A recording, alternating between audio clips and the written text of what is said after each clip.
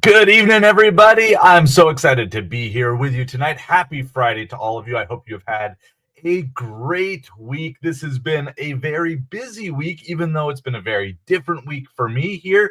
It has been spring break this week, so I'm not used to having the kids be around all week. It's been a while since we've had it like that, but we've been working on a whole bunch of different things. And so I am excited to be with you tonight. Audrey, good evening to you. Thank you so much for hanging out with us. We're going to do some question and answer on 5 areas: spiritual, emotional, mental, physical, and financial growth and health in those areas. So if you've got questions about any of those areas, we want to make sure we take them on. I've got a couple of questions too to get us started, but as soon as you have anything, you can go ahead and chime in with whatever you possibly have. So come on in, say hi, ask whatever questions that you have, and we'll fill you in on some of the things that are going on, because we want to see you move from stupidly broken to fully free in every area of your life. And so that's what we're here about. So I'm going to open up with a question. You guys can answer these questions as well, but if you have questions, please post them, because I want to take them on as well. And so I want to hear everything that you guys have to say.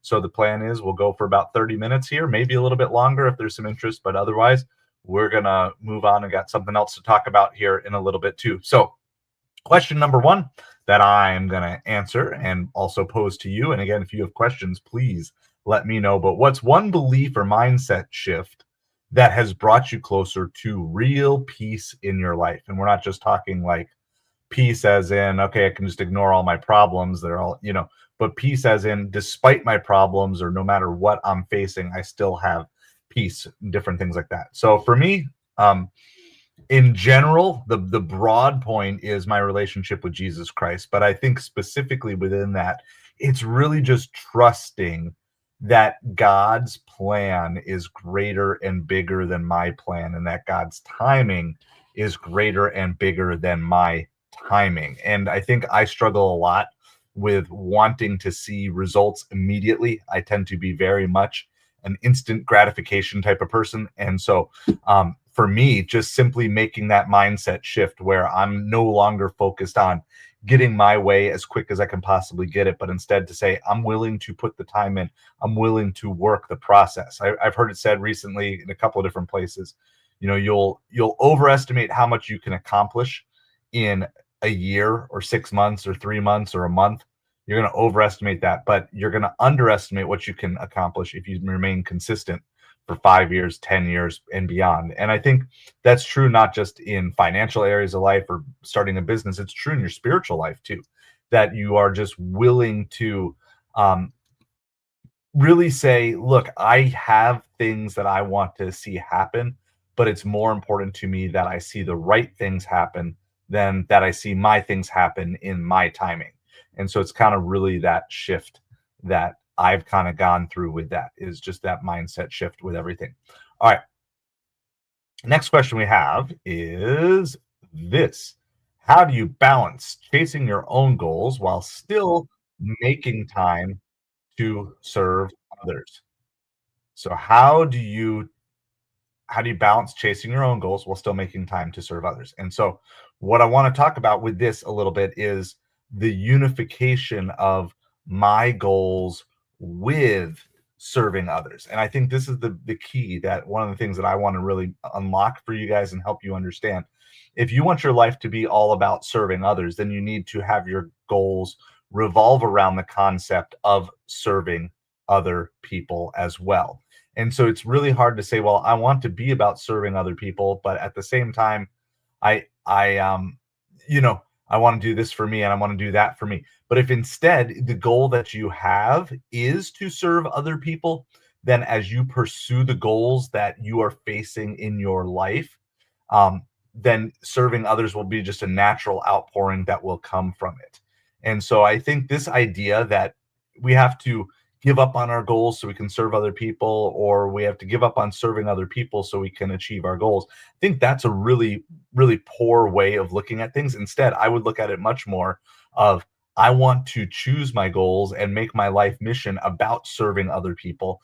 And while I do that, if that's my life mission, as I'm accomplishing my goals, I am serving other people. And as I'm serving other people, I am accomplishing my goals. And so it kind of becomes this nice shift between the two, is like, okay, I can serve other people, which helps me accomplish my goals. And while I'm pursuing my goals, the natural outcropping is going to be serving people more and more. And so that's really a big part of everything that I have going in this. All right. So talked about some spiritual health, now some emotional health. But now let's talk about mental health a little bit. And this is kind of a big area for me, and maybe this for you. And again, feel free to chime in. And if you're watching on replay, make sure you just comment down in the question, in the comments below, answer to these questions and different things like that. So, what is one lie that you've told yourself that held you back, and how did you overcome it? So, one lie that you have told yourself that held you back, and how did you overcome that lie? Okay, so a couple of things that I would say here.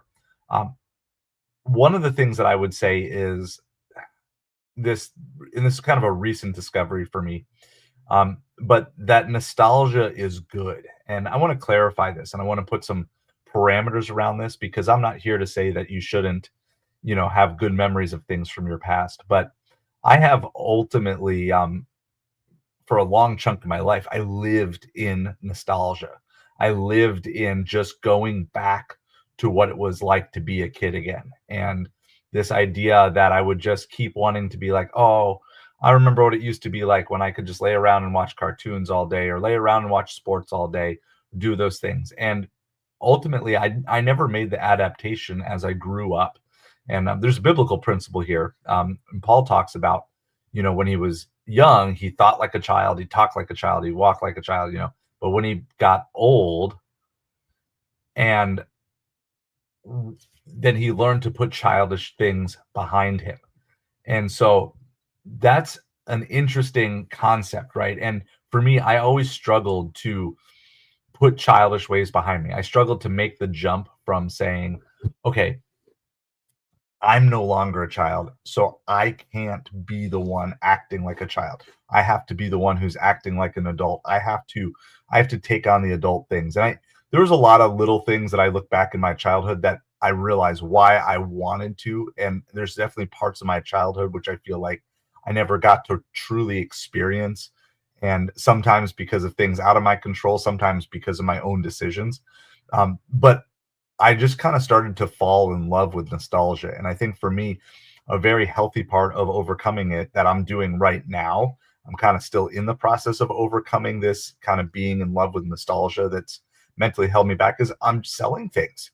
I'm selling things that I've held on to from my childhood. And especially now that they're things that even my kids have grown past. So it's like, I've got toys that I held on for, whatever, 20, 30 years. My kids are done using them now. Like, why would I need to keep holding on to them? There's no benefit other than some sort of mental comfort or emotional comfort that they provide for me, right? But that's not where I want to be finding. I don't want to be finding my mental and emotional comfort in 40-year-old toys. Like that's just not a healthy pattern. So I'm just simply taking the step, and it's a little difficult. It's mentally taxing, I would say, a little bit to overcome it, but I'm that's what I'm working to do is I'm working to sell some of my nostalgia. And it's not just from when I was a kid, some of it was from when I was older, my 20s and 30s, but just this idea of just getting rid of things, creating a clear blank slate. It's a huge way that I've been able to work on getting over that. So, all right. Area of physical health. Here's a question. Again, if you have questions, please chime on in that have to do anything that has to do with this soul, heart, mind, strength, and wallet. That's what we are here for tonight. If you could fix just one daily habit to improve your health, what would it be? Well, and again, with this one, I kind of have two that come to mind, but um, so part one is this. One daily habit I would do is I would work to get more sleep and you know go to bed earlier. Now I'm obviously not doing that now because I am live and I'm streaming and different things, and the current season that I'm in is just not a season where I can do that. Now the benefit right now is I am on spring break with the kids, and so um, I get to sleep in a little bit on the morning end, which I don't normally do. But on average, yeah, I'd like to go to bed earlier and be improving my health just by fixing that daily habit. I think on the consumption side, I still eat too many carbs. I know I always feel better when I'm not eating carbs, but when carbs are around, there's a real addictive quality to eating carbs, to eating bread, and it tastes good, and I enjoy it, and I like it, and it just does tend to sucker me in a little bit more than it should. And so I would say those two things, going to bed earlier and eliminating carbs a little bit more, definitely things that I am working on. But, the sleeping part, again, is kind of a seasonality because I just know I'm in a season right now where it's just, I need to put the work in. I need to put the time in. I need to put the hours in to do that. All right. This is the last question I have. And so if you guys have any other questions, you can feel free to start chiming in. They can be questions for me, or you can chime in with your answers to any of these questions as well. Appreciate you all being here. We are A Side of Hustle. The goal of this channel is to move 10,000 people from stupidly broken to fully free in areas of soul, heart, mind, strength, and wallet, spiritual, emotional, mental, physical, and financial health. So that's what we're talking about here. So lastly, of these 5 areas is the financial area. So what's the biggest financial lesson you've learned the hard way? There's so many that I can't count, but the sunken cost fallacy, I believe, is a proper term. So my apologies if I don't have this exactly correct, but basically this idea of, trying to get your money back once it's already been spent on a bad purchase. And so what happens is you have this natural tendency is like, I invested money in this, and even though this thing didn't work, I'm going to keep doing it to try to feel like I got my money's worth out of it, as opposed to just selling it or throwing it out and then moving on to the next thing. And I think that's a big thing with a variety of different things, is like, I just have a hard time pulling the plug on financial projects that just don't work out for whatever reason. And so one of the things I'm learning is just to be quicker, to move quicker on things. It's better to move quicker, because then if you make mistakes quicker. And when you make mistakes quicker, then you will much more quickly move on from those mistakes, learn the lesson that you need to learn, and start to apply that into whatever area of your life that the lesson needs to be learned. Okay. So those are my introduction questions that I have for you. And so for everybody, while we just see if there's any other questions come in, we can talk about our brand new group. We just launched a brand new school community. That's SKOOL, brand new school community. And it is basically a gamified learning system. I'm super excited about it. We've been slowly gaining people. And so we're just kind of learning and starting to produce more and more content over there. And so if you click on that link, you're going to see a screen that's going to look exactly like this. Is the Breakthrough Hustle. This is a free group. Okay. So this is a free group that you can join, where we're going to talk in depth about the same types of things that we are sharing here today. And so if you are enjoying this type of talk, this sort of deep dive, but you want to go even deeper, but you want to maybe do in the safety of a group, that is what this is all about. So this is free. It is free. It will be free. It will always be free. There will be a paid group. In fact, there is a paid group that we can let you know about if you really want to dig in, and if you really want to deep dive your life and kind of start auditing your life on a much deeper and a faster level. Again, I would encourage you to take on things with speed, take on things by making those things. But you can click through on that link. You can register. Again, it is free, will be free. We're going to start doing some onboarding here, give you a little breakdown of how everything works. And so we'll just I can just show you some of the basics of what you would see when you're in the community. You get to see, these are some community posts that are in here. These are the classes. We already have 6 classes that are up and running and available for you to start taking. We've got our calendar of different things that are going on. And then, of course, you even have leaderboards where you can find myself and other people who are growing and being a part of the group. So appreciate you guys being here and being a part of this. And so we want to just continue to help you deep dive. The reason is community. Community is how everything seems to just grow that much faster. It's how you can get through things. And so instead of being alone and with your struggles, instead of being stuck with your struggles, we're providing a place of community where you can quickly process through, ask the questions you need to ask, find the advice that you need to do, and then go from there. So that's what we've got. So if you've got any other questions that you want to ask, go ahead and do that. If not, I've got one last bonus question that I'm going to throw in here tonight, which is that on community. So if you have any questions, now is the time. And so we'll bring that on here. And what we might actually do after this is I might do this very same thing. We might actually go do this over on the vertical live stream, try to answer and take on questions that people have there as well. So here's my last question that I have for you here tonight, which is this: what is one thing that you wish you had more support or accountability for in your life right now? So what is one thing that you wish you had more support or accountability in your life for right now? So, and I can kind of talk about the areas of soul, heart, mind, strength, wallet. I would say of the 5, the one area that I'm probably still pushing in the most in trying to learn and get mentorship from is the financial area. There is a lot there. I mean, I'm still always trying to learn in all 5 of those areas as much as I possibly can. But I would say for sure the financial area is definitely one where I'm working to be learning the most and trying to learn the quickest, because I think it's where I'm the furthest behind. So that is one particular area for me that I want to work on, is providing accountability for myself in those areas. And then on the other side, the area of trying to provide accountability, I think the spiritual area, spiritual health and wellness, is definitely the way that the area there that maybe I feel the most qualified at the moment to be teaching other people. Because again, to me, this whole serve, learn, grow, adapt pairs perfect with this whole idea of soul, heart, mind, strength, and wallet health. And so if I want to have health in my soul, that's going to lead to health in my heart and my emotions. It's going to lead to health in my mind. It's going to lead to physical health, which is going to lead to financial health. And I think a lot of people get things all backwards. They try to focus on the financial health, and maybe they can fix it. But if you fix everything else first and you leave the soul for last, then I think what happens to a lot of people is they never even get to the soul health because they're so worried about all the other areas. And so that's why I start with soul health and I start with serving other people, because if you don't start with those things, you will often find ways to omit those areas. It's very easy to forget about serving other people. It's very easy to forget about your soul health when you're so busy running around trying to make money, trying to make yourself have your best life and all those different things. But if instead you start by focusing on soul health and you focus on serving other people, then all those things come as an outcrop from there. And so, like I mentioned before with this question, how do you balance chasing your own goals while still making time to serve others?